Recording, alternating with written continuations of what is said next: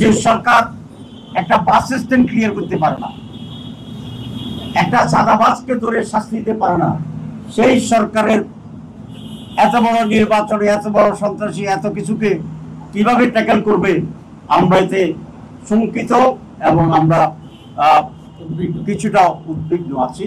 সুষ্ঠু অবাধ নির্বাচনের জন্য এখনো অনেক সময় বাকি আছে। সঠিক সিদ্ধান্ত নিতে হবে। প্রত্যেকটি রাজনৈতিক দল তার কর্মীদের দায়িত্ব নিতে হবে। অনেকে বলে কর্মীর কথা শুনে না শুনলে তাহলে পাতেন যে কথা আরো কথা আছে আজকে সব বলবো না, কিন্তু প্রত্যেকটি দল তার দায়িত্ব নিতে হবে। আমরা বলেছি যে আগে একদল বাস স্ট্যান্ড দখলে নিচ্ছে, এখন আরেক দল বাস স্ট্যান্ড দখল করছে।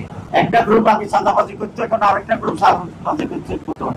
তো RICL TMX যুগের পর যুগ স্থাপনা থাকে মজবুত।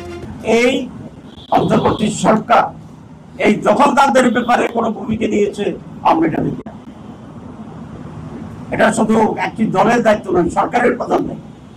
তো যে সরকার একটা বাস স্ট্যান্ড ক্লিয়ার করতে পারে না, একটা চাঁদাবাজকে ধরে শাস্তি দিতে পারে না, সেই সরকারের এত বড় নির্বাচনে এত বড় সন্ত্রাসী এত কিছুকে কিভাবে ট্যাকেল করবে আমরা এতে শঙ্কিত এবং আমরা কিছুটা উদ্বিগ্ন আছি।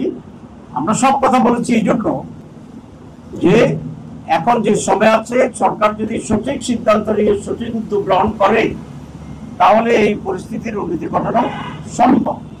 এবং নির্বাচনে আমরা যেটা দেখছি, মনে হয় যেন কোনো জায়গা থেকে এক ধরনের নীল নকশা নির্বাচন আবার করা যায় কিনা সেরকম উদ্যোগ করছে। আমরা এবারে স্পষ্ট বলি, কোনো নীল নকশা বাংলাদেশে বাস্তবায়িত হবে না, হতে দেওয়া হবে না।